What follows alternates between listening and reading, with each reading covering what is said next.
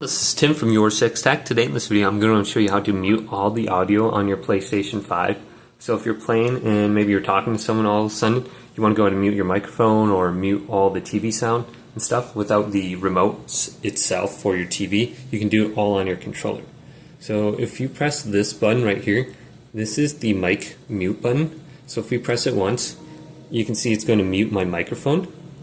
Then if I press this button, you can see the microphone is muted on the screen. So I can press this now and it'll unmute. Now to actually mute all the audio, we have to hold this down.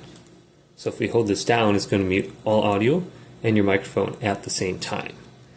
And then to unmute it, just press this twice and it should mute and unmute all the audio. So if we go back to the quick menu here, we can go to sound. It says you have to unmute it. You can also press the mute button on your controller to turn off muting. Okay, so we can press this, and now I have all the audio again on my PlayStation 5. So this is very convenient. Hopefully this video did indeed help you out. Did leave it a big thumbs up. Subscribe to my channel down below for more tech videos coming up next on YourSixGaming.